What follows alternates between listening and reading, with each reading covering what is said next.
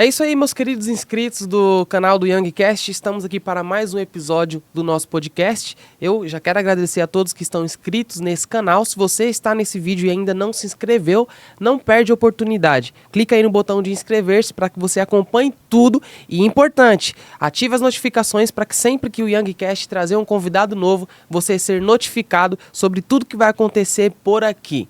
Já se inscreveu no canal? Já clicou no botão de se inscrever-se? Ativou as notificações? Isto significa, então, que nós podemos seguir aqui com o nosso podcast. Nós estamos recebendo mais um convidado muito especial e a gente entende a importância que o pastor, que o bispo, que o apóstolo, ele tem para o crescimento do reino, para o andamento do reino, para que a igreja cresça.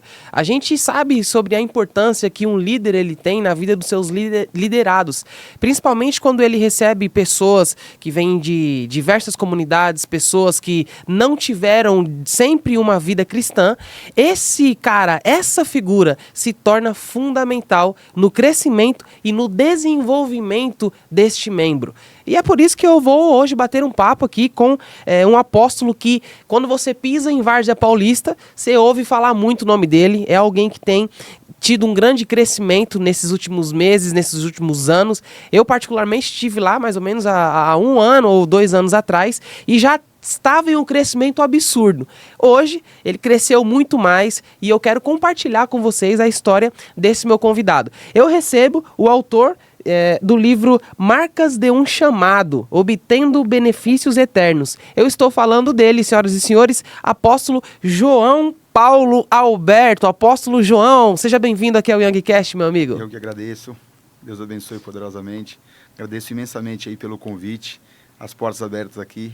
Eu creio que será aí um dia fantástico, muitas coisas para a gente pautar aqui, que trarão aí muita novidade para os nossos ouvintes, para os nossos seguidores, na verdade, né? Uau, e o apóstolo que veio no look, hein, cara? Você veio? Para estar perto do André tem que andar diferente, não dá para andar de qualquer jeito. O cabelo do André, o blazer do André é diferente, então a gente tem que estar no mesmo padrão. Não, ele fez questão, e detalhe, a gente tava conversando aqui nos bastidores e ele falou pra mim, cara, eu liguei pro meu barbeiro de manhã, falei, você precisa me atender, tô indo lá pra Alphaville, preciso que você corte meu cabelo. Cortou de manhã pra estar aqui. Alan, um abraço. Abraço, Alan, sempre me socorre aí.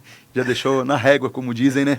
Pra poder estar aqui hoje contigo, André. Não, já deixou na régua. Eu gosto desse penteado, eu já fiz já no meu cabelo, de separar, que aí passa o pente, joga o laque. Exatamente. Aí fica com cara de príncipe.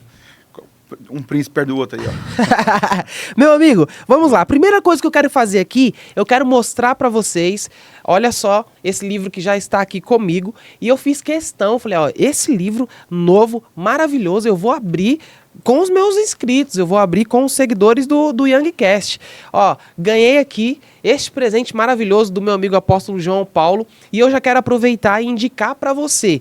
Você que deve estar aí se perguntando como que eu consigo comprar esse livro. Apóstolo, fala para mim, quem quiser adquirir esse livro, qual é o caminho, qual é o endereço, fala como é que funciona. Instagram, @Igreja Trono do Cristo Rei. Legal. Ou pelo site da igreja também, pelo próprio site da igreja, www.tronodocristo.rei.com.br. Pelas plataformas digitais você consegue aí adquirir esse livro. Vai falar com muitos líderes, vai falar com muitas famílias, vai falar com muito obreiro. Eu tenho algo que me chama muita atenção, eu costumo dizer muito. Quer conhecer o obreiro, conheça a biblioteca dele. Olha, legal. Quer conhecer o obreiro, conheça a biblioteca dele. Então, o obreiro que não lê, ele não pode ser obreiro. Então, vai falar com muitas vidas aí, vai falar com família, vai falar com filho, vai falar com pai, vai falar com mãe aí. Esse livro, ele traz um pouquinho da história da nossa conversão, de que forma nós chegamos a Cristo, ou de que forma Cristo chegou até as nossas vidas, para que nós tivéssemos hoje a possibilidade de ser ministro do Evangelho, para que pudéssemos hoje liderar uma igreja. Então, há uma história, através desse livro, Marcas de um Chamado. Tem muita marca aí. E eu quero descobrir algumas delas aqui já nessa entrevista. Que, cara, ó, pra vocês entenderem, o livro faz uma exímia apresentação aqui do apóstolo João. É ministro do Evangelho, teólogo, escritor e mentor de líderes. Presidente da Igreja Evangélica Trono do Cristo Rei, que foi a igreja que eu tive a honra de visitar. Casado com a bispa Paula Fernanda, que eu já quero aqui deixar o meu abraço para a bispa e para toda a sua família. E pai conservador. Vem há mais de uma década contribuindo com sua pequena parcela para o reino de Deus, ensinando e edificando vidas por meio de suas ministrações e ensino. Falando de família, já fica à vontade para mandar um abraço aí para... Mandar um abraço para minha querida, o amor da minha vida, Bispa Paula, minha companheira há 25 anos. Às vezes as pessoas olham para o apóstolo e falam, o apóstolo é jovem, a bispa é jovem, mas junto com a bispa são 25 anos, são 22 anos de matrimônio. 3 anos, 22, legal. 22 anos de matrimônio. Então, uma família constituída. Mandar um abraço para minha filha também, Emily. Agora se forma agora em dezembro também em enfermagem. Legal. Tem o pequeno Gabriel de 12 anos. Então, nós temos uma família bem estruturada. São dois filhos? 2 filhos. E o agregado, que é o terceiro, que é o Richard, né? Não, o Richard é o terceiro, é o agregado. É o agregado. Esse é o parceiro. O Richard já saiu da esfera de amigo, de membro de igreja. O Richard se tornou um membro da família, né? Isso é legal. Se tornou um membro da família. Também deixar um abraço aqui pro meu genro, esposa da minha filha, do Everton, que é um parceirão também, está conosco há mais de 15 anos e tem sido bênção para as nossas vidas. Minha filha casou ano passado e estão aí constituindo a família dela agora, como legal. Nós constituímos a nossa e está nos ajudando. É um braço nosso, um grande braço, tanto a Emily quanto o Everton, um grande braço dentro do Ministério Trono do Cristo Rei. Ou seja, a gente percebe que você é uma figura referência, né? Que é uma referência ali para os seus liderados. Como está aqui no livro, é um apóstolo, alguém que é conservador, alguém que preza pelos valores da família e ensina isso aos seus membros, mesmo em dias difíceis, né, apóstolo? A gente tem visto aí a imagem da família ser tão deturpada ultimamente. Como que você enxerga aí esse momento que a gente vive, não só no Brasil, mas no mundo? Na verdade, hoje as casas, vou citar como casa, as casas estão perdendo a referência de família. Você tem casa, mas você não tem um lar. Você tem pessoas, mas você não tem uma família. Então, hoje as casas estão perdendo a referência de família. E a gente está vendo tanta atrocidade, não só, como você citou, não só no Brasil, mas como todo o território mundial, as atrocidades que acontecem porque as casas estão perdendo a referência de família. Hoje, os pais já não têm mais tempo para os filhos já não têm os pais como referência e automaticamente a gente vai criando uma sociedade bem distante daquilo que a Bíblia nos ensina. Eu sou muito conservador, a gente trata muito por princípios bíblicos. Nós temos um trabalho na igreja, dirigido pelo pastor Dejair e também pelo diácono João. Então, são homens vencedores. Então, ali nós trabalhamos de que forma? Homens fortes em tempos difíceis. Uau, legal. Homens fortes em tempos difíceis. E levantar homens fortes em tempos difíceis é complicado, porque hoje as pessoas olham para a situação, homens olham para casa e falam, é muito mais fácil abandonar o lar, é muito mais fácil abandonar a situação do que eu enfrentar.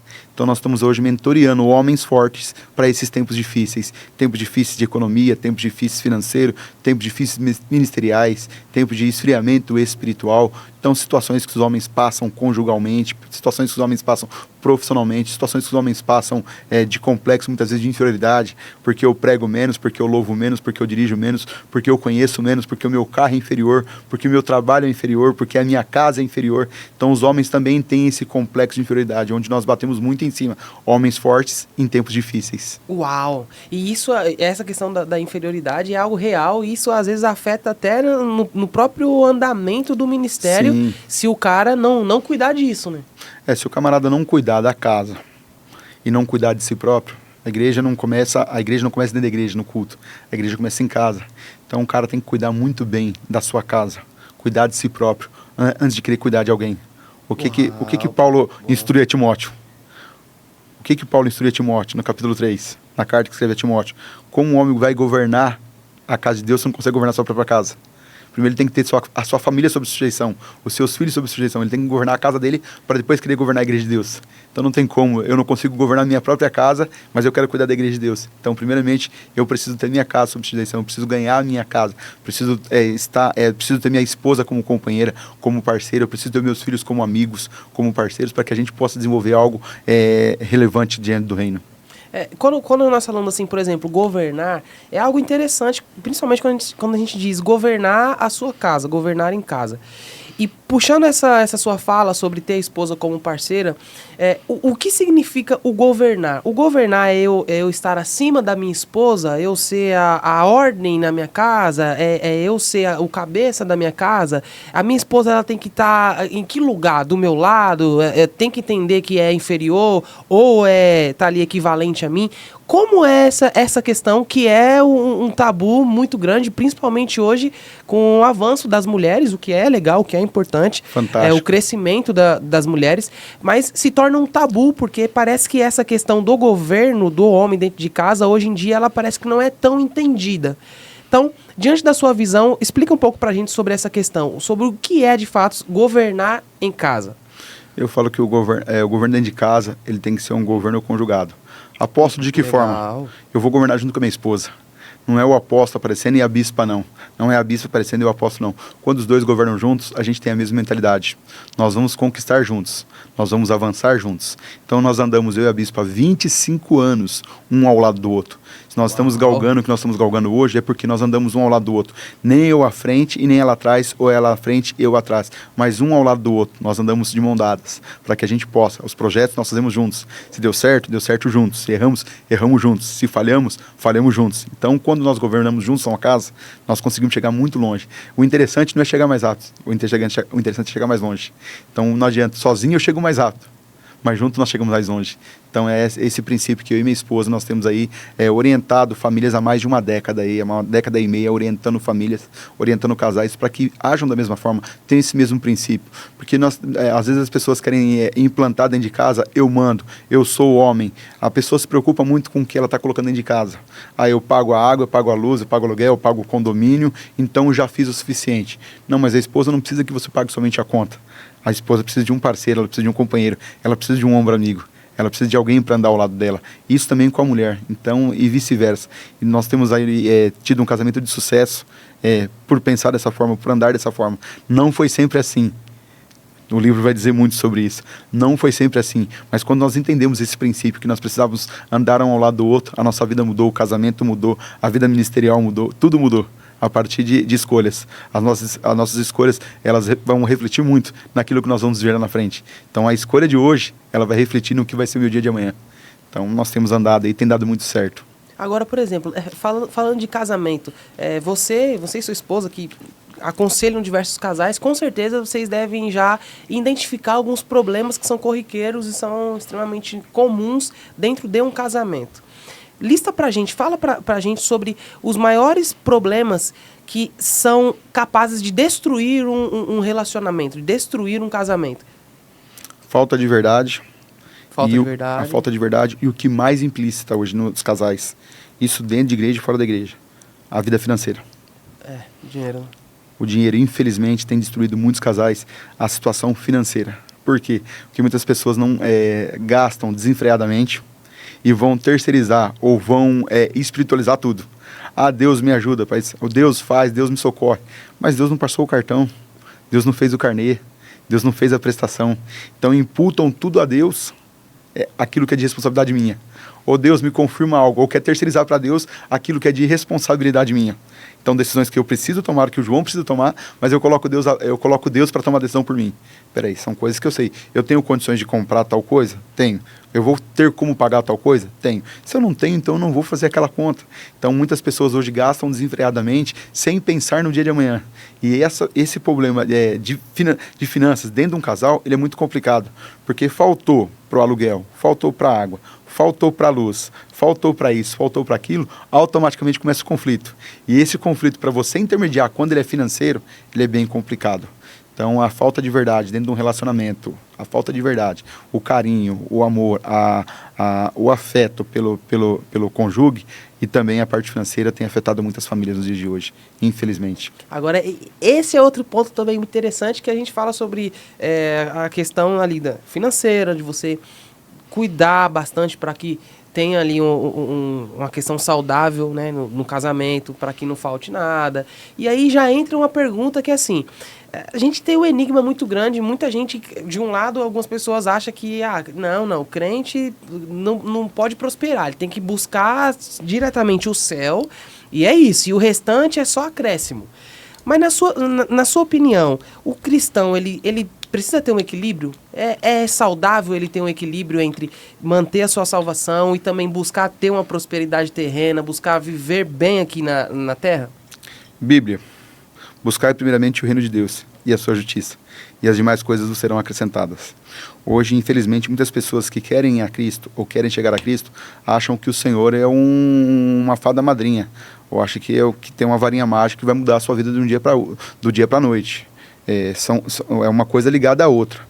Eu não sou contra, eu não sou contra o crente, o cristão, ele ser próspero. Não, ele deve ser próspero. Ele precisa ser... Quem não quer morar numa casa boa? Quem não quer andar num carro bom?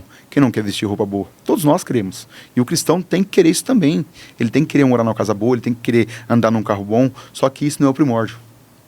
Isso não é o mais relevante. Então eu preciso andar com um ao lado do outro. Então eu vou buscar primeiramente a minha vida espiritual, eu vou buscar servir a Deus sem fazer barganha. Se eu fizer isso, eu vou ganhar aquilo. Se eu for para o culto, Deus vai me dar. Se eu for na campanha, Deus vai fazer. Se eu for... Não, eu primeiro vou servir a Deus. Buscar primeiramente o reino de Deus e a sua justiça. E as demais coisas vos serão acrescentadas. E isso vem gradativamente, André. Isso vem gradativamente. Deus vai abrindo portas aonde não tem parede. Deus vai preparando caminhos. Para mim estar aqui hoje, não imaginava poder estar aqui hoje. Então Deus vai criando possibilidades conforme os nossos passos. Os nossos passos vão dizer onde nós vamos chegar. A nossa índole, o nosso caráter, a nossa postura no dia a dia vão nos dizer onde nós vamos chegar. Então é saudável, por exemplo, você direcionaria, por exemplo, os seus membros, diria para eles, olha, é importante, você pode prosperar, pô. Você muito. Pode... E nós ministramos isso, palavras-chave, nós mexemos com o reino espiritual. Às vezes as pessoas falam assim, poxa, o apóstolo é o pastor mais assembleano que eu conheço. Muitos pregadores falam isso. Por quê? Porque às vezes as pessoas chegam na igreja e vê a forma de culto como a nossa liturgia. Eles conhecem, você esteve lá, você viu como a nossa liturgia. Então as pessoas falam, poxa, mas é apóstolo, mas como é que a igreja é totalmente voltada aí para o meio assembleano? Minha formação foi tudo dentro da Assembleia de Deus, dentro da escola da Assembleia de Deus. Então eu não perdi esse primórdio. Então nós somos muito pautados na palavra, a palavra que cura, a palavra que salva, a palavra que liberta. Mas nós sabemos que tem palavras-chave dentro da atmosfera espiritual, no reino espiritual, que vão destravar vidas. Legal. Deus continua libertando. Deus continua colocando paralítico para andar, como nós temos visto isso na igreja. Nós vimos paralítico andar, pessoas que não tinham possibilidade. Nós estamos vendo cancerígeno ser curado na igreja. Nós estamos vendo pessoas com doenças que não tinham possibilidade alguma de ter uma vida normal, hoje ter uma vida normal. Crianças com decreto de morte pela medicina, não tem o que fazer, não passa de tantos meses de vida. E nós vemos que Deus vai lá e cura, e hoje a criança está correndo para baixo e para cima. Então nós acreditamos naquilo que nós pregamos. O Deus da Bíblia continua sendo o mesmo. Ele não mudou, ele continua operando milagres. Então isso nós fazemos, nós prezamos pela palavra, mas também tem a palavra profética. O ato profético eu acredito muito naquilo que Deus me chamou para fazer. Então o Senhor mesmo nos diz, através de Lucas, que em meu nome vocês curarão enfermos. Então, expulsarão demônios. Falarão novas línguas. Então o próprio Senhor está falando. Então eu acredito muito nisso e nós temos vivenciado isso. Nós temos visto pessoas cadeirantes andando, nós estamos vendo cancerígenos ser curados, nós estamos vendo pessoas aí ser curadas em diversos problemas de saúde, e Deus abrindo porta, pessoa que não tinha condições de comprar um carro e ter a possibilidade de não ter um crédito para comprar um carro. E como é que você consegue comprar uma casa? Eu não tenho crédito para comprar um carro. E de repente tem um crédito para comprar uma casa. Eu não tenho condições de ter nada. E de repente a pessoa fala assim, viu, a escritura dessa casa, só transfere e a casa é sua. Então nós temos vivenciado milagres culto após culto. Deus tem feito, Deus tem operado. E o que eu digo muito, o altar não toma, o altar devolve. O altar devolve.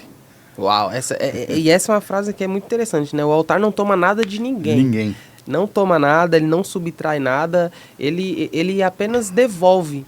Né? O que torna até um enigma, porque ainda falando sobre essa questão, sobre a prosperidade, questão financeira, você como apóstolo, com certeza você deve ter lá vários tipos de membros na sua igreja. Aquele que cara, eu oferto na igreja, eu dou o meu dízimo na igreja e eu faço isso porque eu tenho o meu coração na obra. E já tem a outra classe que não tanto, que é mais segura.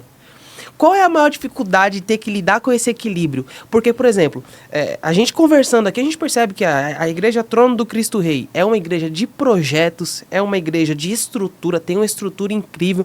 Como você falou, vem aí uma rádio lá na igreja. Então é uma igreja que ela tem uma estrutura legal. E isso precisa de dinheiro, de grana. A gente precisa ter. A gente precisa pagar a conta de luz, a gente precisa investir, precisa comprar terreno, precisa fazer isso e aquilo. Como essa figura pastoral de lidar com esse equilíbrio? De, eu tenho aqui algumas pessoas que elas ofertam, elas têm um coração realmente voltado para a obra, e outro lado eu tenho mais dificuldade. Como que faz para lidar assim, com esse equilíbrio? Uma palavra-chave: transparência. Legal. Quando a igreja conhece o líder, ela não tem questionamento sobre aquilo que ela está ofertando. Aonde está indo o dinheiro que eu vou investir? Aonde está indo o meu dízimo? Aonde está indo a minha oferta? Para onde está indo o meu voto? Então, quando há transparência com os seus liderados, automaticamente os liderados abrem o coração.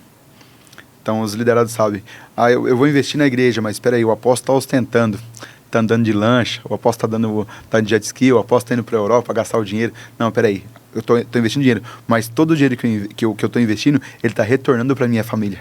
Ele está retornando para o ensino do meu filho. Ele está retornando em comodidade para mim poder cultuar.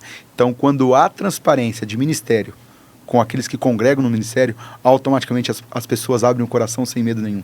Elas sabem que aquilo que ela está fazendo, um princípio bíblico, trazei todos os dízimos à casa do tesouro, para que haja mantimento em minha casa, e depois fazei prova de mim. Então, automaticamente, quando as pessoas devolvem o dízimo, ela sabe para onde o dinheiro dela está indo. Ela sabe que está pagando aluguel, ela sabe que está socorrendo famílias. Dentro da pandemia, nós socorremos muitas famílias. Nós pagamos aluguéis, mantemos famílias com aluguéis, água, luz, fralda, medicação. Foi o período que nós mais ajudamos os membros da igreja. Então as pessoas vinham através do serviço social, da assistência social da igreja, estou precisando disso, a igreja socorria, o aluguel vai ser despejado. Teve pessoas que a gente pagamos aluguel acho que 4 meses, 5 meses. Cara, que incrível. Então o que é isso? Administração. Porque se a igreja não tem administração, ela tem a parte espiritual, mas a parte administrativa é uma empresa. Se você não gerir a igreja dessa forma, você não suporta manter a igreja aberta. Porque você tem aluguel, você tem água, você tem luz, você tem escritório de contabilidade que é pago por mês. Então é muita coisa para a gente poder gerir sem ser somente a parte espiritual. Essa parte administrativa ela vai fazer toda a diferença para os seus membros, para os seus liderados, para eles entenderem, peraí, eu sei aonde está indo. Eu sei de que forma está indo, eu sei de que forma eu estou gastando, mas eu sei de que forma está sendo investido. Então, a transparência é tudo para o ministério. E isso é legal, porque quando você tem essa questão assim, da transparência, tudo que é feito, passo a passo, é apresentado, né, aos membros. Olha, nós fizemos isso esse mês e precisamos bater uma meta, precisamos chegar em tal lugar. E isso eu realmente enxergo como uma solução interessante.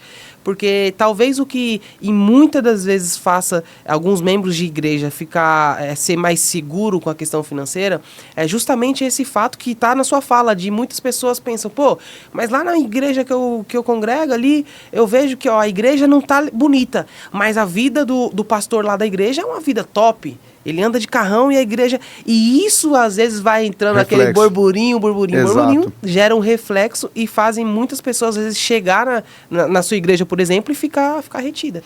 Mas transparência faz todo sentido. A transparência é o que vai mover o coração das pessoas. Se você chegar nos membros hoje, eles sabem qual o valor é isso para todos os membros. Se você nós temos um trabalho para você abertamente. Cara, legal. Os obreiros sabem, a igreja sabe o quanto nós pagamos de aluguel. A igreja sabe o quanto vem de água, o quanto vem de luz, o quanto nós gastamos de internet, o quanto nós gastamos com escritório de contabilidade para manter toda a projeção da igreja. Então a igreja sabe quais são, a igreja conhece os custos da igreja. Então quando você age com essa transparência, Deus opera. Eu falo, Deus não age, Deus não tem como operar onde há mentira. Então, peraí, eu vou pedir uma oferta aqui hoje para a igreja porque o aluguel está atrasado. Mas nós nunca atrasamos o aluguel. Eu vou pedir... que legal. Então, nós nunca trazemos aluguel. E olha que não é um aluguel barato, hein? Nosso aluguel, você sabe... Legal, Então, nós nunca trazemos aluguel. Então, peraí. Então, eu preciso viver o que eu prego e pregar o que eu vivo. Então, peraí, como é que eu vou cobrar um membro, como é que eu vou cobrar um obreiro que ele precisa ter a vida dele em ordem se a igreja não consegue se manter em ordem? Como é que eu vou falar para o obreiro que ele precisa estar com a assinância dele em dia, estar com a assinância dele em ordem, que ele precisa ser um bom pagador, se a igreja não for uma boa pagadora? Porque a igreja vai ser reflexo do pastor. Sim. Vai ser os membros serão reflexo do pastor.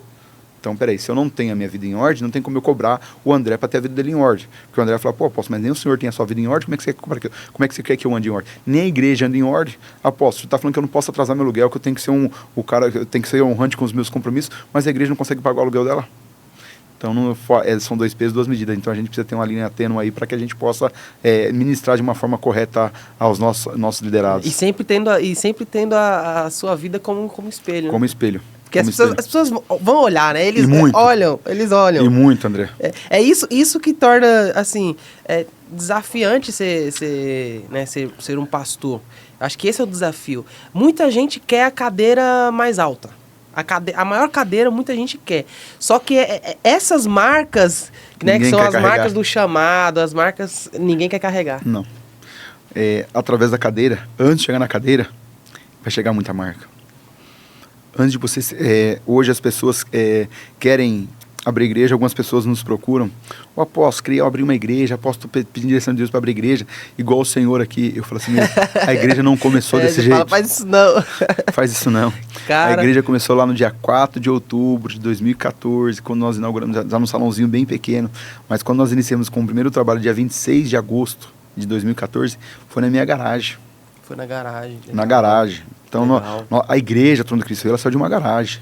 Então, por isso que hoje eu valorizo muito esse tipo de trabalho, as pessoas que têm um chamado pastoral para cuidar de pessoas, para cuidar de vidas, para cuidar de famílias. Porque tem pastor na igreja e pastor de igreja. Legal. Pastor na igreja é uma coisa, irmão. Pastor de igreja é outra. Qual a diferença entre os dois? Pastor, vamos lá, pastor, amo e valorizo o ministério itinerante. Só que o ministério, os pastores itinerantes, ele não tem preocupação de cuidar da ovelha. A preocupação dele é estudar muito.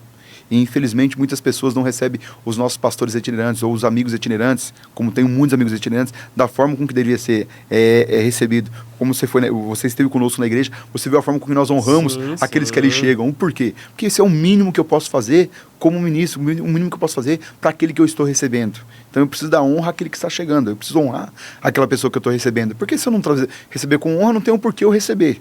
Então, eu tenho que receber da melhor maneira possível.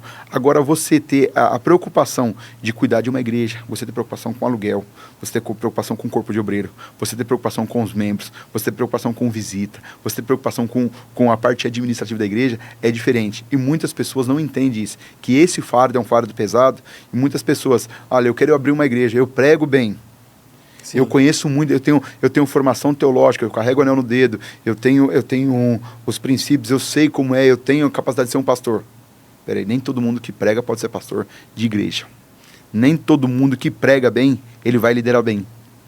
Nem todo mundo que tem uma boa oratória na hora da administração, ele vai conseguir dirigir uma igreja, ele vai conseguir reger uma igreja. Porque os problemas são inúmeros. Todos os dias. E constantes, né? Constantes. É o que as pessoas dizem, apóstolo, tem mais um abacaxi pro senhor aí. O que eu costumo dizer de abacaxi? Traz abacaxi, nós vamos descascar e tomar suco junto.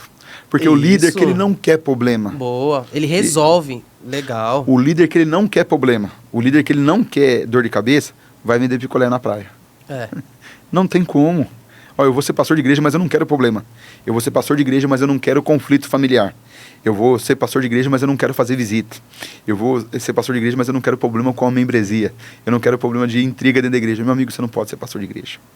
Não pode, porque isso é diário dentro da igreja, das igrejas. Isso não é lá em Várzea Paulista, com a igreja de Trono de Cristo. Isso são, infelizmente, em todos os lugares, onde é o acúmulo de pessoas, cada um pensando de uma forma, cada um com uma característica, cada um com um pensamento, cada um querendo ser alfa no seu lugar, no seu departamento. Isso vai gerar um grande conflito. E se você não tiver essa estratégia para poder administrar as pessoas que estão ao teu lado, você perde a mão, perde o controle. É o maior desafio de lidar com pessoas?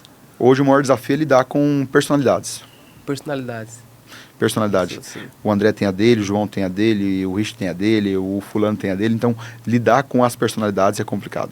Hoje a igreja tem quantos membros? Hoje nós chegamos próximo de 400 membros. Legal. E tem rotativos. A sede e tem o Hoje nós estamos só com a sede. Hoje só com a sede. E como que é assim? Porque o que acontece? Eu fui lá na igreja, na igreja do apóstolo, e assim, como ele falou, a recepção é uma igreja de um público jovem e um público feliz. Isso é legal. A gente percebe que as ovelhas ali são saudáveis. As pessoas são pessoas que abraçam, são pessoas que sorriem, são pessoas que o culto ele muda a atmosfera. Então você percebe que é uma igreja bem cuidada. E por isso que é importante a gente falar da figura da liderança, da figura pastoral, da figura do apóstolo, porque você está ligado diretamente nisso. Se você não tiver uma liderança que seja uma liderança saudável, pautada no que a palavra de Deus diz, a igreja sofre. Muito. É como a gente vê por aí hoje em dia, diversas igrejas que estão se fechando. Hoje tem a quantidade de igrejas que estão fechando é absurda. Lideranças que estão rompendo. Então a gente entende a importância da figura pastoral. Na verdade, a figura pastoral, hoje, quando eu vou falar do ministério ao qual eu presido, e isso eu tive uma preocupação desde quando nós fundamos o ministério. Se perguntar, apóstolo, por que o senhor tem preocupação de se preocupar com o ministério? Porque não adianta me preocupar com a igreja A, com a igreja B, com a igreja C, com a igreja D, porque eu não presido aquela igreja. E eu não vou poder resolver o problema que está lá. Eu presido a igreja do Trono do Cristo Rei. Então eu tenho que me preocupar com os problemas da igreja do Trono do Cristo Rei. Apóstolo, você viu o que aconteceu lá na igreja? Eu não vi. Eu não posso fazer nada. Minha preocupação é aqui. Então eu sempre tive essa preocupação. Chegou um tempo no nosso ministério que eu era presidente, porém, entre os obreiros, o mais novo. Então, você conseguir administrar. Nossa. Administrar mais velha. Pastores mais velhos, pastores com uma mentalidade diferente. Hoje nós temos, a pastora Nair, ela tem 65 anos. Então, o pastor Berg, bem mais velho que eu, pastor Gilmar. Então, nós temos ali alguns pastores que têm muito mais idade do que eu e minha esposa. Então, para você conseguir, primeiramente, trazer essas pessoas próximas de ti, elas vão entender que você tem muita responsabilidade. Confio muito no ministério e naquilo que Deus confiou em tuas mãos. Hoje nós temos, eu amo ver, quando eu chego na igreja, vejo na porta o diácono Daniel e a diaconisa Célia. São um casal de 65, um tem 65, outro tem 64 anos. Então, dois cabeça branca. Dois cabeça branca, nós estamos depois a irmã Célia me pega. Não tem cabelo branco, ela não gosta. Mas o irmão Daniel, cabelo branco. Então, quando eu chego na igreja, na porta da igreja, quando eu estaciono no meu carro e vou entrar na igreja, vejo o sorriso dos dois, a alegria com que eles dois recebem as pessoas que eles estão chegando, o acolhimento. As pessoas, quando você tem uma pessoa de cabeça branca na igreja, na porta da igreja, fala, pô, aqui já é diferente. Porque você transmite a seriedade do ministério. Quando você olha para a estrutura da igreja, quando você olha para a postura dos obreiros, quando você olha para a postura das obreiras, as pessoas que adentram ali conseguem entender qual é a postura do ministério, pela forma de se portar. Porque as pessoas vão ser acolhidas da mesma forma com que eu acolho. Sim. Por que eu brigo muito, André, sobre acolhimento? Porque você só volta onde você é bem tratado. Você só volta onde você é bem acolhido. E o que eu digo aos obreiros, e eu bato muito isso na tecla, com os obreiros no culto mensal que nós temos, nossa reunião de obreiros e culto de oficiais.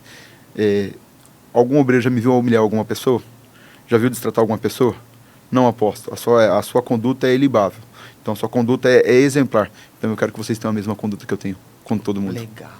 Porque se eu humilho um obreiro na frente de outro obreiro, eu dou a liberdade para um obreiro fazer isso com outra pessoa. Então, se eu tenho algum problema com o obreiro, vamos para a sala pastoral, vamos para o gabinete, e ali a gente conversa e a gente coloca os pontos, os pingos nos is, sem ninguém ouvir o que foi tratado, sem ninguém saber o que está sendo tratado, mas tratando com um obreiro ou com um casal de obreiro, em particular, desta maneira. Agora, eu estou vendo aqui no seu livro, eu vi uma frase que eu achei interessante, que ela diz assim: o diabo te proporciona a fazer, mas não ajuda a esconder. Forte isso aqui, hein, cara? Muito forte. Hoje, infelizmente, muitas pessoas, você mencionou aí, algumas pessoas, alguns pastores, algumas lideranças que fogem à conduta, fogem para um lado, fogem para o outro. O diabo proporciona. Ele não te obriga. Ele não te obriga a fazer nada. Ele não me obriga a fazer nada. Então, ele vai te proporcionar a fazer, mas ele não esconde aquilo que está sendo feito. Ele faz questão de mostrar, de tornar escândalo. E a Bíblia nos diz, ai por aquele, de onde vier o escândalo. Ai por onde vier o escândalo. Então, a Bíblia não está falando de quem pecou, mas da onde vou ocasionar o escândalo, André. A quem? A quem? Então, peraí, de que forma é que eu estou me portando para que eu não escandalize o Evangelho? Hoje, infelizmente, muitas pessoas estão escandalizando o Evangelho de Cristo. Hoje, infelizmente, as pessoas, assim, com palavras, com atos, com atitudes que são inadmissíveis para um cristão, para alguém que conhece. E eu digo muito isso. Alguém que conheceu a Cristo, alguém que prega o Evangelho, alguém que louva, alguém que já esteve em uma posição de honra, que o Senhor colocou em uma posição de honra, e voltar para trás, isso já estava no coração há muito tempo, meu amigo. Não foi do dia para a noite. Já tinha o desejo no coração de fazer aquilo. Você viu o pastor fulano de tal voltou a beber. Você viu o fulano foi para tal canto, foi para tal caminho, foi para a direita, foi para a esquerda. Você viu o fulano retrocedeu. Isso já tinha no coração. Isso não acontece do dia para a noite. A Bíblia nos instrui: aquele que está de pé, vigie para que não caia. Para que não caia, Para que não caia. Então, se eu vou fazer, é porque eu já tinha o desejo no coração em fazer. Infelizmente. Entra até aquele ditado que diz assim, eu ouvi uma frase essa semana, que ela dizia mais ou menos assim: da igreja para o mundo é um pulo, do mundo para a igreja é uma guerra. Uma vida. Poucos são os que conseguem regressar para a igreja. Poucos são. E nós temos feito um trabalho fantástico com isso, de abraçar algumas pessoas que estão sendo excluídas. Muitos líderes nos procuram, apóstolo, preciso da tua ajuda. Apóstolo, precisa da tua ajuda. Alguns líderes falam assim: apóstolo, fulano veio para cá e o senhor deu jeito. Fulano veio para cá, o senhor ajudou. Fulano veio para cá e ele mudou de vida. Ele não tinha essa conduta, era uma pessoa que era assim, era assado. O que o senhor fez? Abracei e cuidei como tem que ser cuidado. Porque quando eu abraço a vida, eu não olho para o que ele fez, para o que ele cometeu, para o caminho que ele seguiu, mas eu olho como alma. Olho como alma. Aqueles que chegam até nossas vidas, até a Igreja do Trono do Cristo Rei hoje, e querem ser tratados, eles vão ser tratados.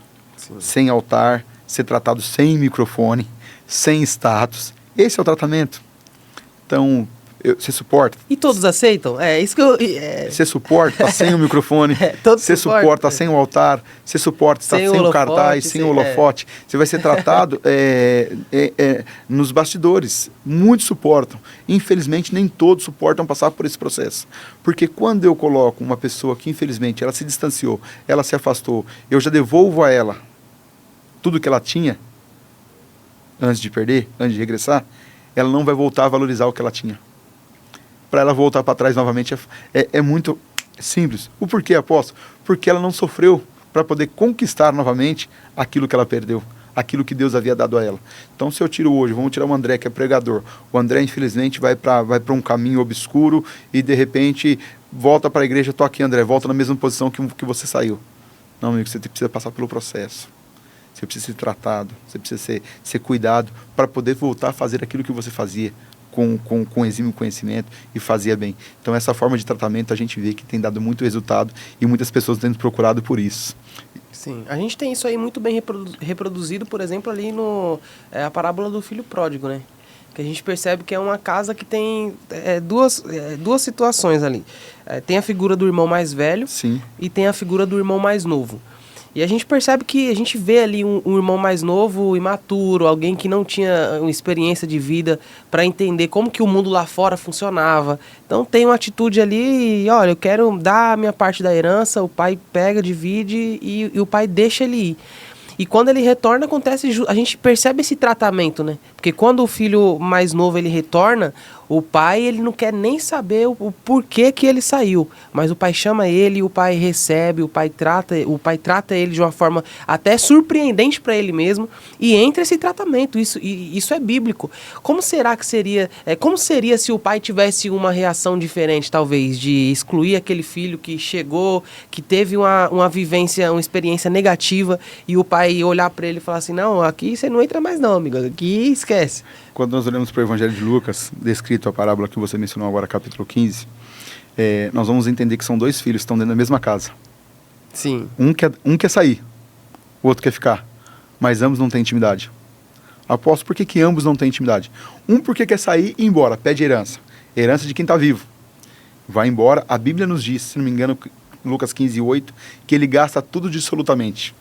Versículos à frente, quando ele vai regressar, o filho que ficou em casa vai dizer: mas eu fiquei, eu não fui.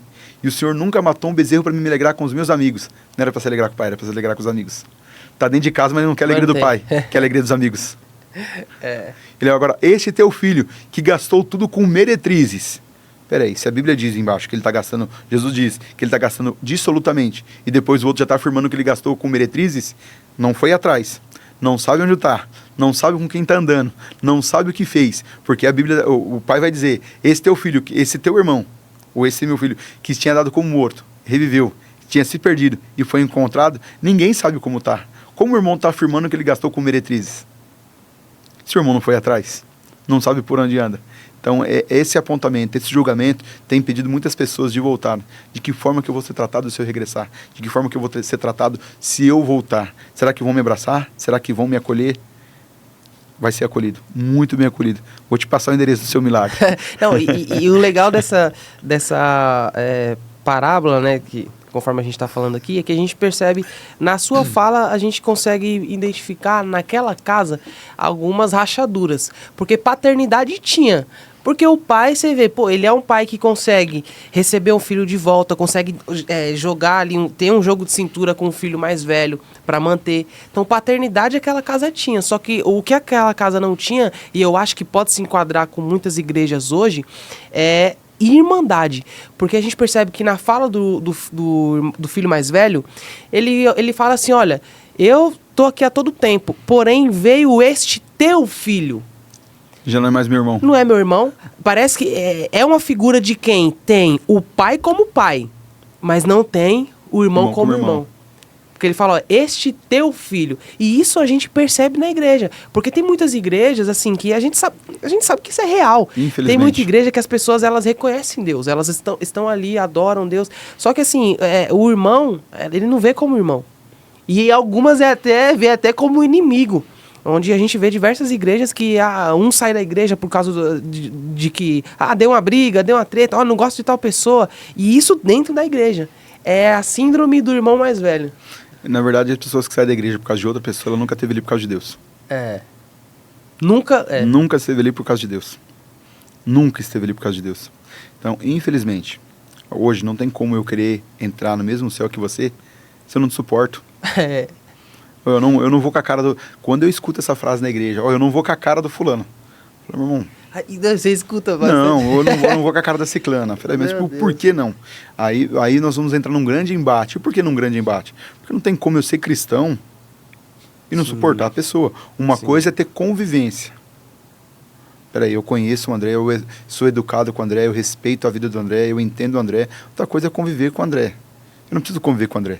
A igreja é da mesma forma. Nem todo mundo convive com todo mundo. Agora o respeito cabe em todo lugar. A educação cabe em todo lugar. Uau!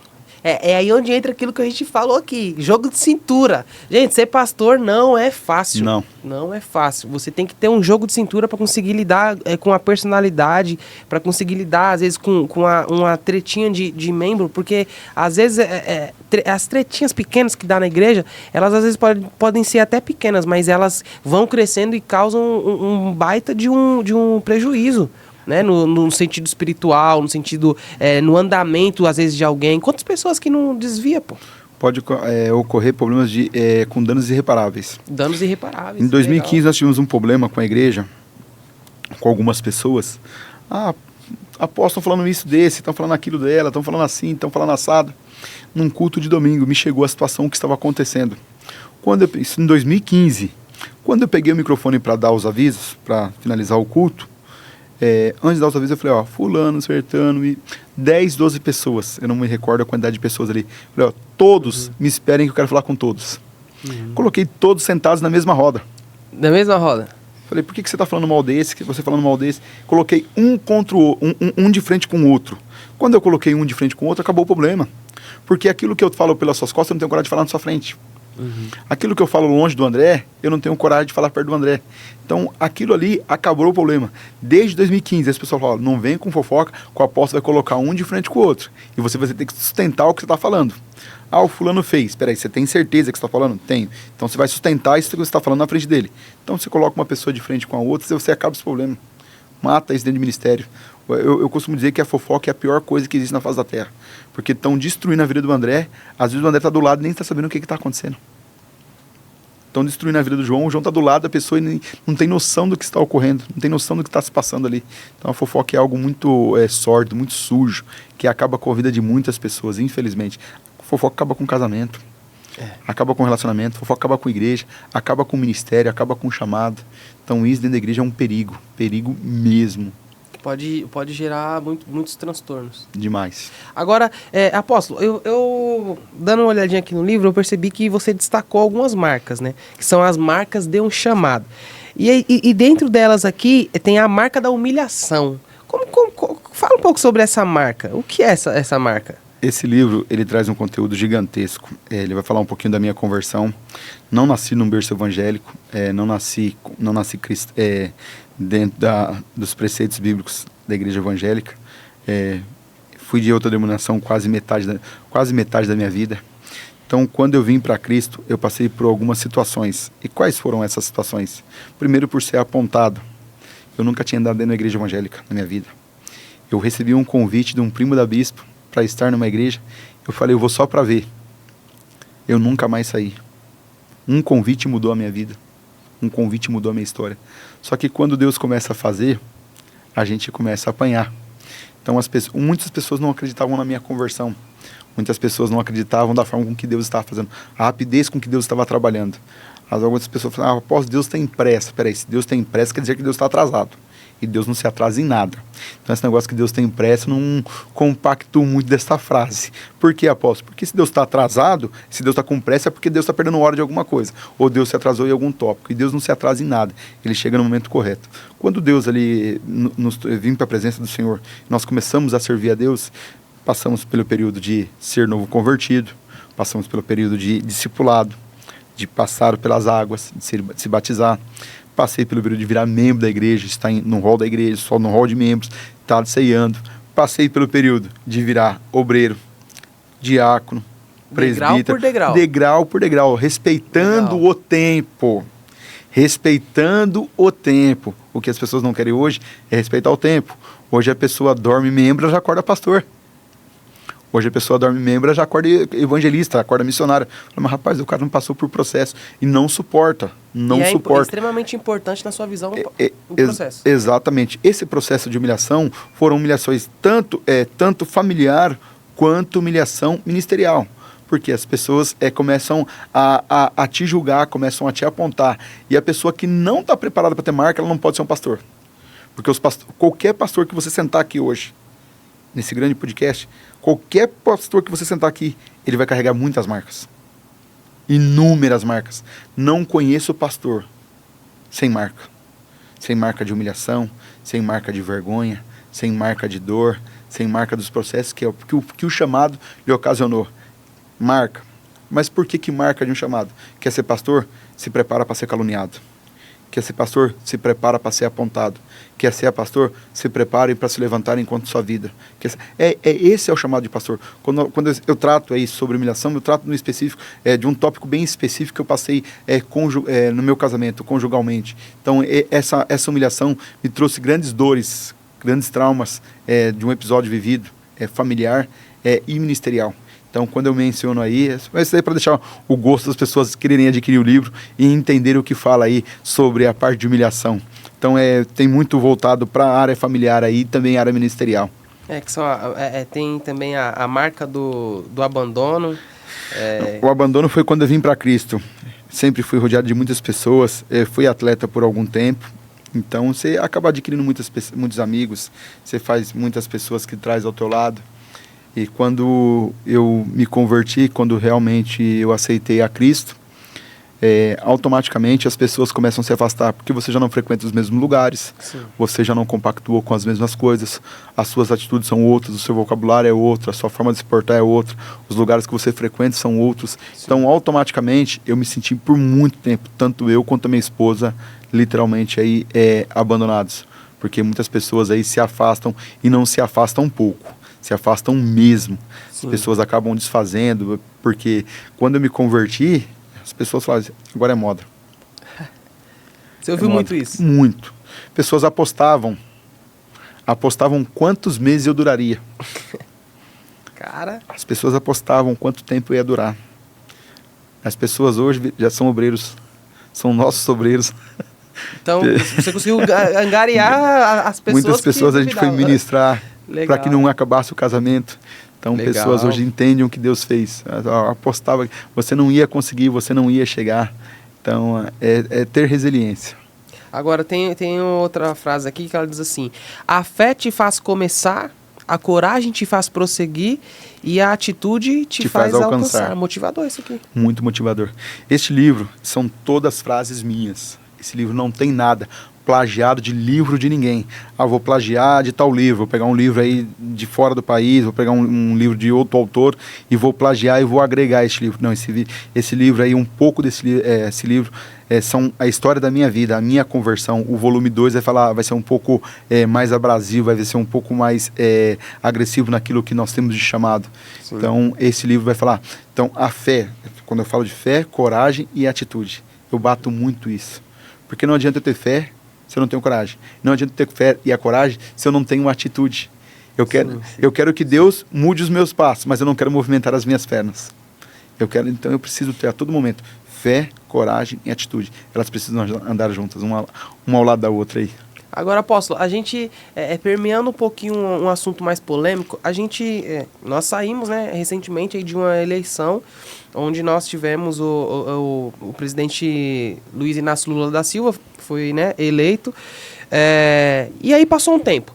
Desse tempo para cá, a primeira pergunta dentro desse assunto que eu queria te fazer como pastor, como líder religioso, como igreja, começou a sentir já alguns efeitos desse governo atual, prejudicialmente falando na igreja? Igreja não, ainda não. Temos legal. Uma grande preocupação. Nem juridicamente? Sou de direita e conservador. Vou repetir, direita e conservador. Nosso livro nos mostra isso, a nossa igreja, a forma como nós pautamos é dessa forma. Ainda não, mas há um grande medo, me perdoa. Há um grande receio do que possa estar por vir. Sim. Então isso nos preocupa muito. Nós temos visto aí, a gente viu que foi uma eleição muito conturbada. A gente, até hoje, paira a dúvida do que realmente aconteceu, do que realmente foi essas eleições. Então, tem tópico que a gente nem como entrar. É melhor não entrar, mas há um grande receio do que possa vir a acontecer ainda, ou de que forma daqui para frente as coisas possam acontecer. Pode ser prejudicial, na sua visão? Pode ser que sim. Para o país. Para o país, para a igreja no contexto geral, para as famílias. Só nós vemos aí o que estava sendo pautado antes de mudar o presidente do STF.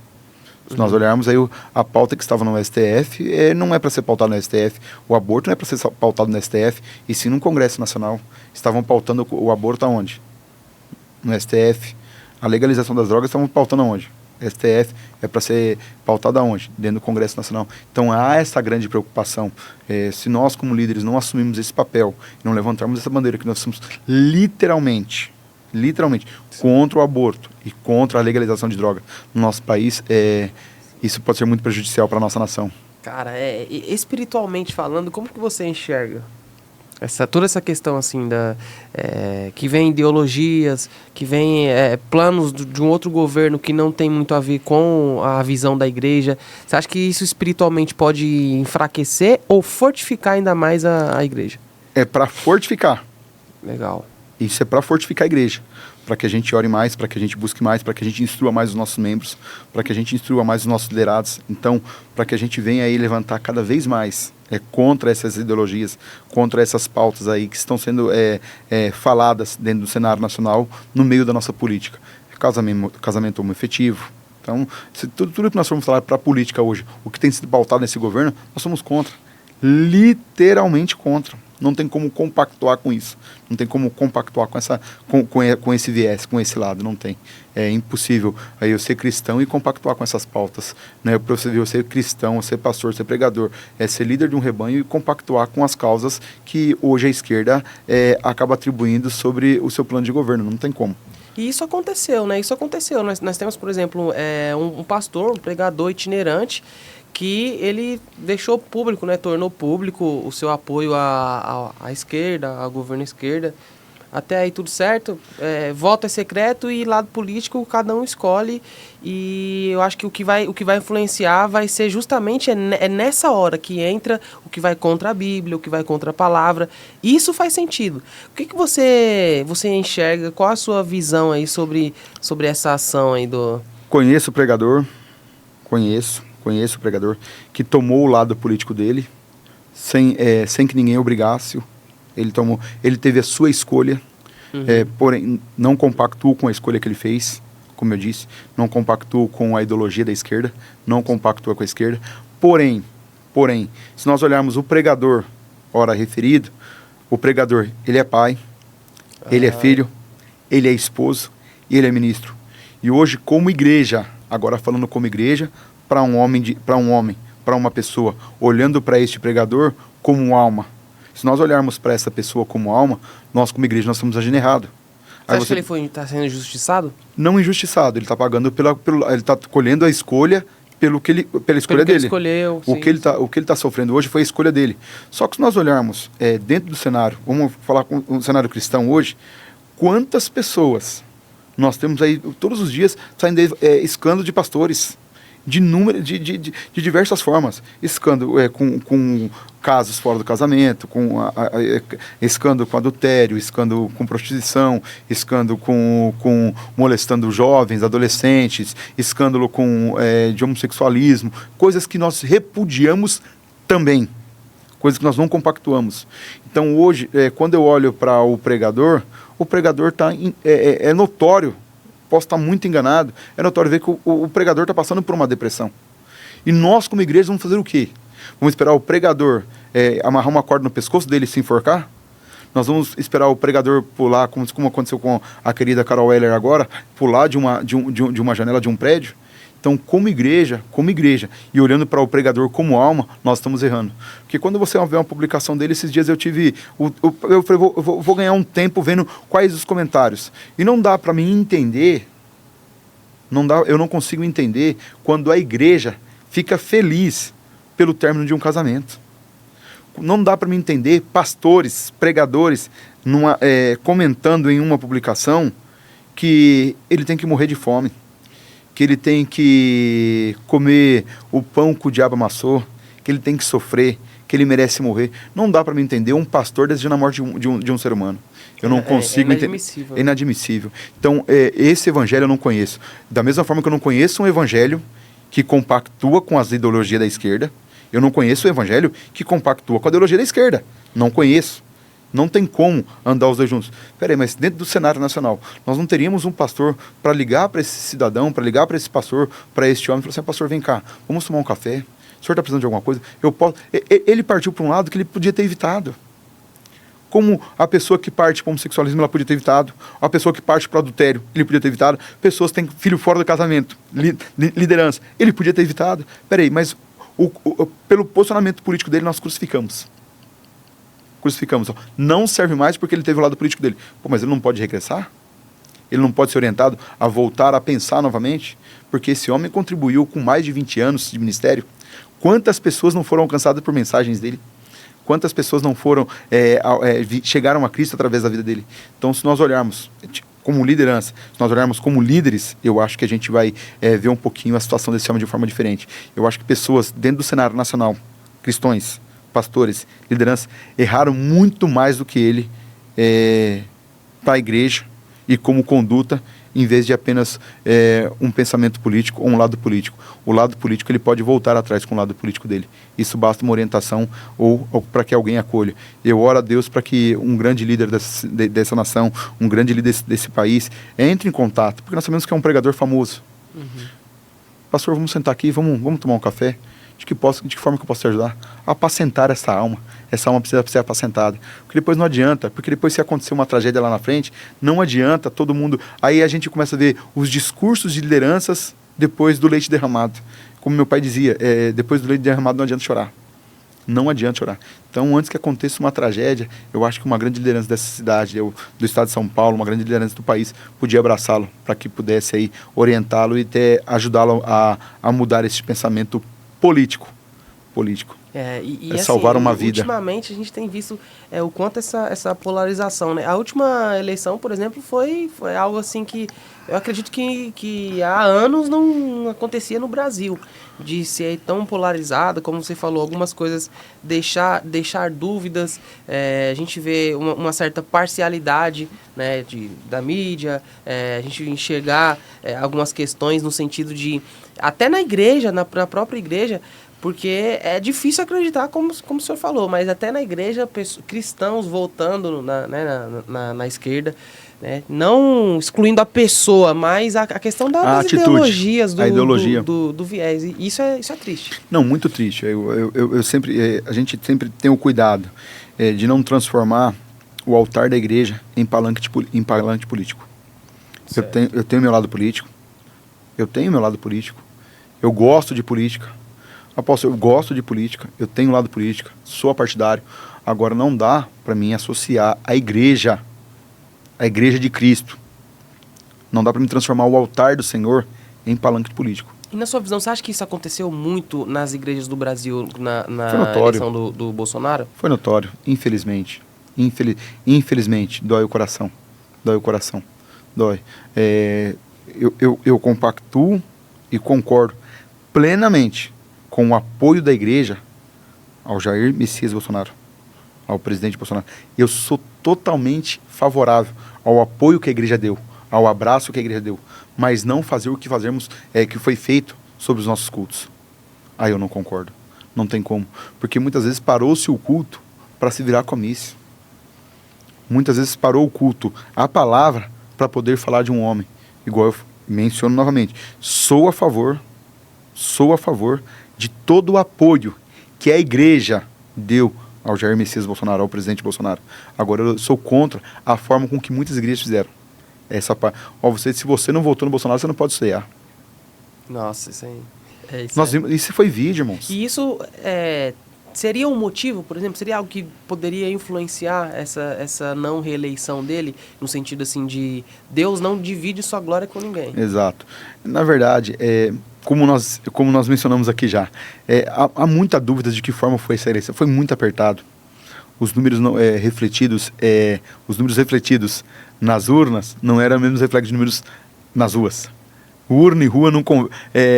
o parâmetro, se você tirar o parâmetro de um candidato para o outro, de que forma estava na rua, a gente vê que não estava páreo a páreo. Só onde o Bolsonaro estava e onde o presidente atual estava. A multidão, a quantidade de pessoas na rua. Então isso nos leva a crer aí do que foi falado aí durante todo o tempo eleitoral, do que foi falado aí durante o início dessa gestão presidencial deste ano. Então a gente coloca um ponto de interrogação. Como será que foi feito? De que forma? Será que literalmente foi na urna? Será que literalmente foi um voto democrático? Então isso refletiu também. E o que eu digo, nada acontece sem a permissão de Deus, André. Nada acontece.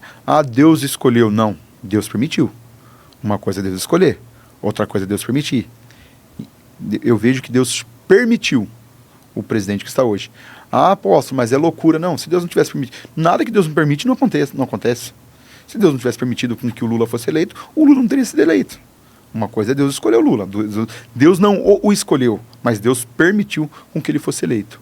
Mas teve fraude. Mas aconteceu isso, mas aconteceu aquilo. Mas Deus permitiu. Foi permissão de Deus. Né? Permissão de Deus. Agora, dá pra tirar algum tipo de... O que será que vem pela frente, né? Porque atualmente no país, pelo menos agora, muitas coisas não estão sendo muito comentadas, até porque o foco atual, não só no Brasil e no mundo, é lá em Israel, né? Guerra de Israel com Hamas. Então, provavelmente, muitas coisas aí, muitas leis estão sendo aprovadas e muita gente não está vendo, né? Não está nem sabendo. Então, mas aí, novamente, a gente tem que olhar para o nosso parlamento. Hoje, nosso próprio parlamento, nós somos direitos, estamos preocupados somente com a guerra em Israel, somente com o Hamas, somente com os palestinos. A preocupação total. Peraí, mas o que está sendo aprovado no Senado? O que está sendo aprovado na Câmara? Quais são o valor de emenda que está sendo liberado? O que está sendo assinado? Peraí, isso tem que ser passado para a gente. Só que todo mundo, as redes sociais, Instagram, Twitter, Facebook, não se fala em outra coisa sem ser a guerra do Hamas. Peraí, mas o que está acontecendo dentro do Senado? Você consegue ter ideia? O que está acontecendo no Congresso? Você consegue ter ideia? Nós não conseguimos ter ideia porque nós não somos informados. Quais leis? O que foi votado hoje? O que aconteceu hoje? Nós não temos noção. Isso é muito perigoso para a sociedade. Essa guerra pode... pós-guerra aí, Israel e a Palestina, junto com, na verdade, o grupo terrorista Hamas, pós-guerra a gente pode ter muita surpresa aí, desagradável, que venha cair como uma bomba no colo da sociedade, infelizmente. Agora, esse assunto aí, por exemplo, a gente vive atualmente a guerra, né? A guerra da Hamas e contra Israel. E algo que a gente vê desde a Bíblia, né? Que são duas gerações, a de Isaac e a geração de Ismael, né? Exato. Ambos filhos de Abraão. E cada dia que passa, a gente vê que, de fato, está se cumprindo todas as profecias e, realmente, Jesus ele está às portas. O pai já está com a mão na maçaneta. Qualquer hora vai virar. Eu tenho 42 anos. Eu lembro de quando era criança. O pai colocava a televisão, ligava no telejornal. E eu já ouvia falar a guerra entre a faixa de Gaza, a Palestina e Israel. Isso desde que o mundo é mundo, acontece essa guerra, esse grande conflito. E nós vemos que, infelizmente, quem paga são aqueles que não merecem. A quantidade de crianças que morreram, que foram mortas pelo grupo terrorista. A quantidade de homens, mulheres, jovens, pessoas que eram sobreviventes do Holocausto. Sobreviventes do Holocausto morreram nesta guerra agora por esse grupo terrorista. Então, é lamentável ver o que está acontecendo lá no Oriente Médio. Lamentável. E dá uma angústia, né? Dá uma tristeza. O coração chora. Eu vi uma reportagem de uma criança chorando, 10 anos de idade, olhando para o pai e para a mãe, estirado. O pai, a mãe e o irmão mais velho estirados no chão. E ela dizia, vocês mataram a minha família e agora quem vai cuidar de mim? Nossa. Uma criança de 10 anos. Eu comecei a ver aquilo no Instagram, meu filho perguntou, pai, por que o senhor está chorando? Porque eu não contive a lágrima, não teve como imaginar uma criança que está olhando para o pai e para a mãe e para o irmão mais velho, mortos no chão e gritando para a câmera de TV, e agora quem vai cuidar de mim? Então, esse é o reflexo que uma guerra ocasiona na vida da sociedade, na vida dos civis, na verdade. Então, quem tá sofrendo são os civis. Ontem nós vimos aí, cada dia aumenta a quantidade de mortos. Oremos aí para que Deus aí venha entrar com a tua forte e poderosa mão e trazer paz àquele lugar, cessar aí, para que venham parar de morrer as pessoas inocentes. Essa questão que você falou de orar, eu até acho interessante porque a gente sabe que, como Jesus disse, olha, essas coisas, elas vão trazer... São mister que acontecem. Elas precisam acontecer, elas vão trazer o fim. Aí, isso gera assim, qual deve ser a nossa oração? Será que a gente deve orar para não ter guerra? Ou a gente deve orar de qual forma? Porque o não ter guerra, ele é uma coisa que, diante da Bíblia, pelo que Jesus falou, é algo que não tem que ser assim. Precisa acontecer, até como um sinal de alerta, aumentando a temperatura no planeta, para que as pessoas elas se atentem sobre a volta de Cristo. E aí a gente percebe que muitas das pessoas falam isso, a gente precisa orar para que acabe a guerra lá em Israel. Qual que é a sua visão? A oração ela tem que ser para a guerra acabar ou não? Hoje, para acabar a guerra traz muito sofrimento, é muito derramar de sangue. Quantas pessoas que não gostariam de estar ali, mas estão ali porque não tem outra possibilidade de estar em outro lugar. Então, ontem, infelizmente, nós vimos nos telejornais uma notícia muito tendenciosa também, com um míssil que atingiu um hospital. No hospital, você acha que morreu quem? Equipe médica, enfermeiro. Morreu quem estava cuidando de quem precisava ser cuidado. Morreu também. Então, é isso o reflexo de uma guerra. Só que, infelizmente, porque eu disse é uma notícia tendenciosa. Porque quando você olha para os jornais aí que são pró-governo, míssil de Israel atinge um hospital. Israel bombardeou o hospital. De forma alguma. Mas, infelizmente, a notícia é tendenciosa por alguns veículos de comunicação. Logo, discriminaram ou imputaram em Israel o lançamento daquele míssil. Só que nós olhamos para o sofrimento das pessoas. Quantas famílias devastadas, André? Muitas. Então, peraí, se eu não orar para que Deus cesse a guerra, entendeu? Deus faça a tua justiça, mas cesse a guerra, para que pare de derramar sangue de inocente, para que crianças parem de morrer, para que idosos parem de morrer, para que mulheres parem de morrer, porque não está morrendo. Infelizmente é o que está acontecendo. Hoje, a quantidade de civil mortos assim é absurda, Isso é o que aproxima cada vez mais, né? A volta de Cristo.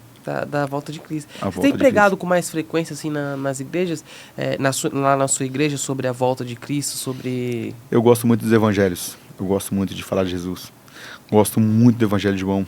Amo falar de João. Então, quando toda a mensagem de Gênesis, Apocalipse, a Bíblia vai nos levar a Cristo. De Gênesis, Apocalipse, a Bíblia vai nos levar a Cristo. E se a mensagem nos dias de hoje ela não for cristocêntrica, nós estamos errando como evangelho. Porque nós precisamos alertar a igreja, nós precisamos alertar o povo, nós precisamos alertar a sociedade, a nossa membresia, que a volta de Cristo é real. E ela nunca esteve tão presente como nos dias de hoje. Por Ela exemplo, esteve tão iminente. você acredita que a sua geração e a minha já são a geração do arrebatamento? Espero que sim. Espero que sim. Espero que sim, que a nossa geração seja a geração do arrebatamento. Não sei mais quantos anos nós temos de vida, mais 30, 40 anos de vida aí. Mas espero que a nossa geração... Será que chega tudo isso? Com tanto sinal assim? É que a hora a gente não sabe, né? Mas... Eu digo assim, né, olhando pela estatística, ó, 70, 80 anos mais ou menos, você consegue viver aí dentro dos padrões normais, 80 e poucos anos. Olhando para mim, mais 40 anos aí, espero que a nossa geração ainda veja a volta de Cristo, a nossa geração. Espero que aconteça na nossa geração. Agora vamos lá, apóstolo, pra gente finalizar aqui, eu sempre peço para todo convidado meu que vem aqui ser boca de Deus, falar com quem assiste, porque o nosso objetivo aqui, ele é não só a gente conhecer, compartilhar experiências, conhecer histórias de vida, mas também é o objetivo de edificar e de abençoar quem assiste esse canal. Então, seja a boca de Deus aí para quem está assistindo, para quem está acompanhando agora essa entrevista. Legal. Quando nós olhamos, eu mencionei aqui, quando a gente fala muito dos evangelhos, eu gosto muito do evangelho de João. Então, falar sobre o evangelho de João, queria falar sobre o capítulo 3 de João e falar sobre um homem chamado Nicodemos. Quando nós olhamos para a vida de Nicodemos, quem era Nicodemos, a importância que Nicodemos tinha e o que Nicodemos passa para poder chegar à presença de Jesus. Então, Nicodemos tinha status, Nicodemos tinha coroa, Nicodemos tinha capa, mas não conhecia Jesus. Então, Nicodemos vai ter que se desfazer daquilo que ele tem, vai ter que tirar a capa, vai ter que tirar anel, vai ter que tirar a coroa, vai ter que tirar a tiara, vai ter que tirar o brasão para poder encontrar com Cristo. E hoje muitas pessoas, o que eles não fazem é se desfazer do que tem para poder encontrar com Cristo. Querem chegar eu quero falar com Cristo como apóstolo, não como Cristo fala, com Cristo fala como servo. Senhor, aqui quem fala é o apóstolo, já não, quem fala aqui é o teu servo. Pecador, falho, errôneo. Hoje, quando nós olhamos para muitas pessoas que têm sofrido, é porque ainda não entenderam a forma de chegar a Cristo. Quando eu entendo a forma que eu tenho que chegar a Cristo, eu vou fazer até Nicodemos, porque Nicodemos era príncipe da sinagoga, conhecia, era um cara que tinha uma moral fantástica dentro de Israel. Todo mundo conhecia Nicodemos. Só que de repente ele está vendo que alguém, todos os dias chega informação. Todo dia chega informação a Nicodemos de um certo Jesus. De um certo Jesus que está purificando, de um certo Jesus que está purificando o leproso, que está colocando um paralítico para andar, que está indo de encontro a uma prostituta. Então aquilo começa a confrontar a Nicodemos. Quando Nicodemos, eu preciso ser bem rápido, bem breve aqui, quando Nicodemos precisa encontrar com Jesus, quando ele perde as suas serviçais para saber onde Jesus está, Jesus está na casa da irmã Maria, eu vou ter lá, vou ter com ele, eu preciso ter com Jesus também. Só que já não tem a possibilidade. Então o que vai acontecer com Nicodemos? Nicodemos não pode ir como ele está, pelo horário que ele vai encontrar com Jesus, porque a Bíblia nos relata que ele vai encontrar com Jesus de noite. Não poderia sair vestido como estava. Um dos teus servos vai dizer, viu, você precisa trocar de roupa para poder estar com ele. É perigoso andar esse horário, a forma com que você está. Então é preciso você desfazer. Que roupa que eu vou pôr para encontrar com Jesus?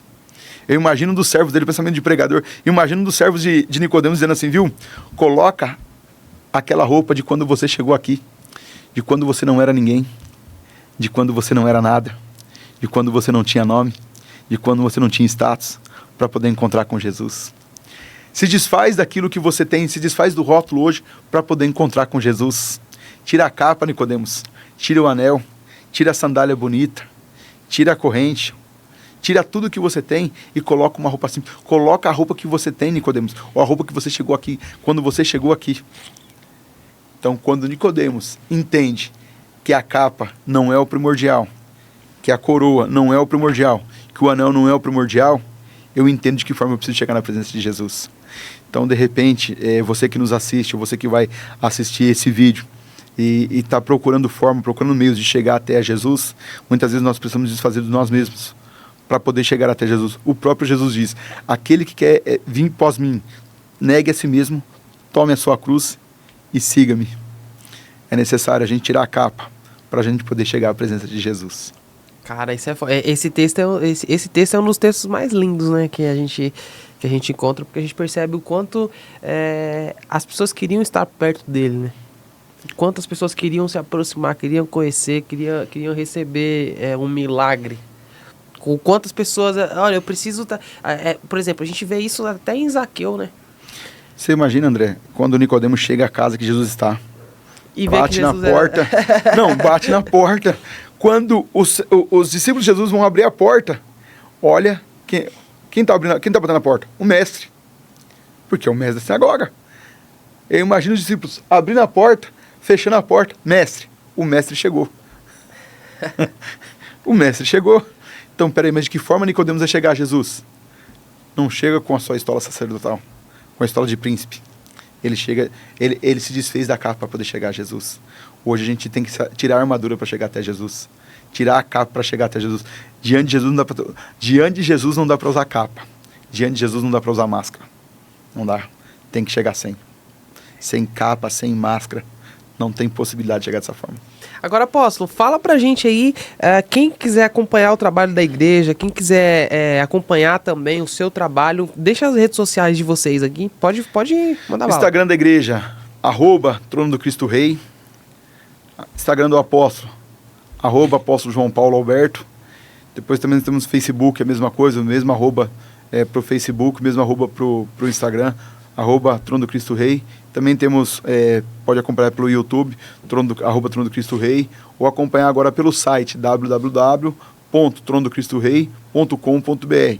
Lá você encontra todas as novidades, você vai acompanhar os nossos trabalhos, vai acompanhar o trabalho que a Bispa tem com mulheres. Na segunda-feira, o Rede de Mulheres Elohim é um trabalho voltado somente para mulheres, onde ela trata com mulheres que passaram por violência, mulheres que passaram por abuso, mulheres que passaram por diversos tipos de situações. Muitas pessoas perguntam, apóstolo, por que vocês não trabalham com círculo de oração?